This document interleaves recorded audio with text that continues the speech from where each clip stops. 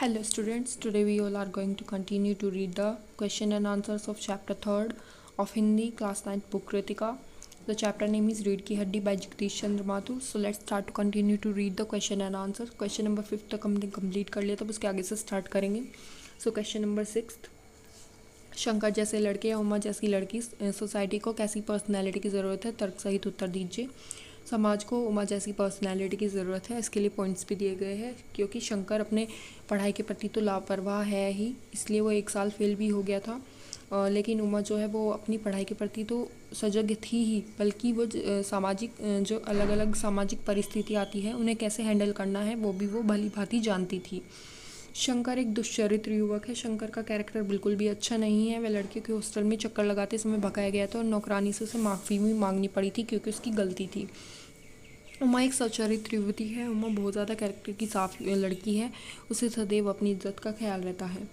Third one is Uma अत्यंत साहसी युवती है. उमा बहुत ज़्यादा कॉन्फिडेंट लड़की है. उसके पिताजी उसकी उच्च शिक्षा, उसकी हायर एजुकेशन की बात लड़के वालों से छिपा लेते हैं, लेकिन वह अपनी हायर एजुकेशन की बात सबके सामने दृढ़तापूर्वक प्रकट कर देती है. उसे इतना भी भय नहीं होता कि ये सब बताने के बाद उसकी शादी भी टूट सकती है. जबकि शंकर एक कायर युवक है.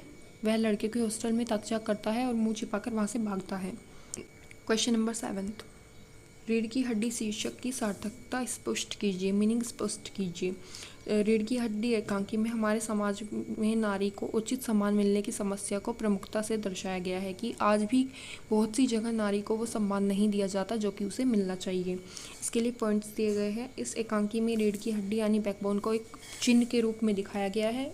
सेकेंड वन इज़ उमा के विवाह के लिए उसके पिता जिस युवक शंकर से उसके रिश्ते की बात करते हैं उसकी जो फिजिकल संरचना है, शारीरिक संरचना है, उसमें कमी है. उसकी रीढ़ की हड्डी झुकी हुई है.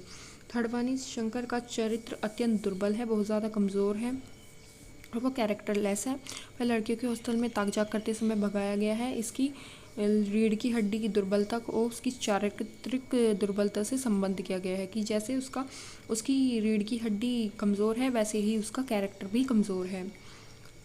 फोर्थ वन इज शंकर उच्च शिक्षा के महत्व को समझते हुए भी स्त्री की उच्च शिक्षा का विरोध करता है. अतः वह अपने विचारों पर भी टिका हुआ नहीं है, दृढ़ नहीं है.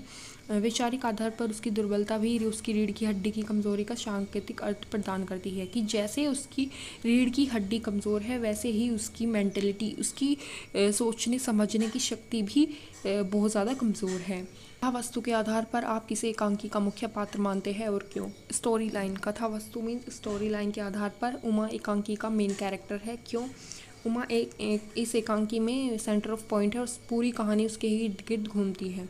सेकेंड वन इज एकांकी की प्रमुख घटना उमा के विवाह से ही जुड़ी हुई है. उसे देखने वाले लड़के वाले आते हैं उसे देखने के लिए, लेकिन वो अपनी उच्च शिक्षा, अपनी हायर एजुकेशन की बात लड़के शंकर और लड़के की जो शंकर है उसकी चरित्रहीनता, उसकी कैरेक्टरलेस वाली बात सबके सामने दृढ़तापूर्वक साफ साफ बता देती है. थर्ड वन इज अपने सद्गुणों, आदर्शों एवं स्पष्टवादिता मुंह पे बोलने आधार पर एकांकी की मुख्य पात्र सिद्ध होती है. वह एक सच्चरित्र, उच्च शिक्षा प्राप्त, आकर्षक व्यक्तित्व वाली लड़की है. 9th क्वेश्चन, एकांकी के आधार पर रामस्वरूप और गोपाल प्रसाद की चारित्रिक विशेषताएं बताइए. रामस्वरूप एकांकी रीढ़ की हड्डी के प्रमुख कैरेक्टर है, मतलब मेन कैरेक्टर है वे, क्योंकि वे उमा के पिता हैं और एक मिडिल एज के व्यक्ति हैं. अब उनके बारे में बताया गया है. रामस्वरूप अत्यंत परिश्रमी व्यक्ति है. वो हार्ड वर्किंग में बिलीव करते हैं. वे प्रगतिशील विचारों के व्यक्ति है. वो बहुत ज़्यादा मॉडर्न ख्यालों के व्यक्ति है. इसी कारण वे उमा को हायर एजुकेशन दिलवाते हैं. थर्ड वन इज वे एक विनोद प्रिय व्यक्ति है. वो बहुत ज़्यादा सरल स्वभाव के व्यक्ति है, इसलिए वो अपनी पत्नी से हमेशा हंसी मजाक करते रहते हैं. फोर्थ वन इज रामस्वरूप अपनी पुत्री को अत्यधिक स्नेह करते हैं. वो अपनी पुत्री से बहुत ज़्यादा प्रेम करते हैं. इसी कारण वे उसकी शादी के लिए बहुत ज़्यादा चिंतित रहते हैं. फोर्थ वन इज अपनी बेटी के लिए वे झूठ भी बोलते हैं. उसकी हायर एजुकेशन की बात लड़के वालों से छिपा लेते हैं. गोपाल प्रसाद की चारित्रिक विशेषताएं. वे पेशे से वकील एवं चालाक किस्म के व्यक्ति हैं. वो एक एडवोकेट है और बहुत ज़्यादा चालाक किस्म के व्यक्ति है. वे अनुभवी एवं लोक चतुराई से परिपूर्ण व्यक्ति है. वे एक अधेड़ उम्र के, वे एक मिडिल एज के व्यक्ति और शंकर के पिता है.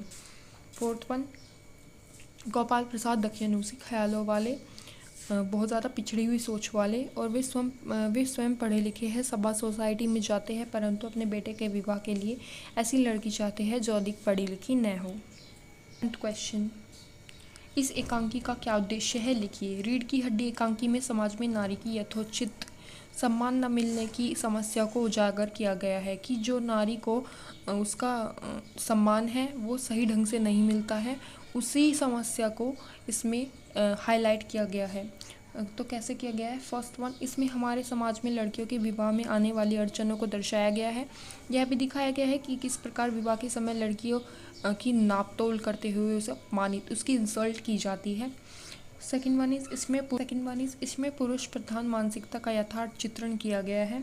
थर्ड वन इज इस एकांकी में रूढ़िवादी विचारों और विसंगतियों का भी पर्दाफाश किया गया है। जैसे स्त्री के लिए सारे सद्गुण आवश्यक है, जबकि पुरुष सारे बंधनों से मुक्त है, कि स्त्री में तो सारे गुण होने चाहिए लेकिन पुरुषों में ये लागू नहीं होता। फोर्थ वन, इस एकांकी का प्रमुख उद्देश्य नारी चेतना को जागृत करना है। इसमें यह संदेश दिया गया है कि ये मोरालिटी दी गई है कि समाज में उचित सम्मान प्राप्त करने के लिए नारी को दृढ़तापूर्वक संघर्ष करने के लिए तत्पर रहना चाहिए, उसे भी अपने अधिकारों के लिए लड़ना चाहिए। इसमें ये दिखाया गया है और इससे यही सीख दी गई है स्त्रियों को। 11th क्वेश्चन, समाज में महिलाओं को उचित गरिमा दिलाने हेतु आप कौन कौन सी प्रयास कर सकते हैं? इसमें अपने विचार भी लिख सकते हैं आप, लेकिन इसमें आंसर भी दिया गया है। समाज में महिलाओं को उचित गरिमा दिलाने हेतु हम निम्नलिखित प्रयास कर सकते हैं। फर्स्ट वन इज हम स्वयं भी नारी का सम्मान करें एवं दूसरों को भी इसके लिए प्रेरित करें। हमें खुद भी स्त्रियों का सम्मान करना चाहिए और दूसरों को भी इसके लिए प्रेरित करना चाहिए। स्त्री शिक्षा को बढ़ावा देने में महत्वपूर्ण योगदान कर सकते हैं। हमें लड़कियों को पढ़ाना चाहिए और या फिर हम ये वुमेन एजुकेशन को बढ़ावा देना चाहिए। थर्ड वन इज हम नारी के अधिकारों का आदर करते हुए माँ, बहन तथा अन्य सभी स्त्रियों के प्रति अपने कर्तव्यों का समुचित पालन करें। फोर्थ वन इज नारी के प्रति हो रहे अत्याचार का मुखर विरोध कर संघर्ष में उसका साथ दे। मतलब अगर कहीं भी हमें वुमेन्स पर अत्याचार हो रहे हैं तो हमें उसका तुरंत ही विरोध करना चाहिए। समाज की पुरुष प्रधान सोच को बदलने हेतु प्रयास कर सकते हैं। And the last one is दहेज एवं नारी शोषण का विरोध कर उन्हें उचित गरिमा दिला सकते हैं। दहेज एंड आंसर्स आर कंप्लीटेड। सो अब हम कंटिन्यू करेंगे नेक्स्ट वीडियो में। So thank you for watching.